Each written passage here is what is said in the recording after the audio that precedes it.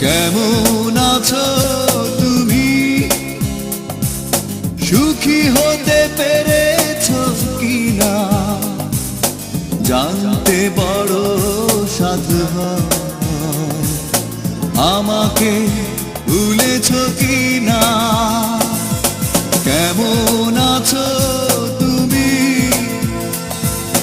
সুখী হতে পেরেছো কিনা জানতে বড় সাধু হয়।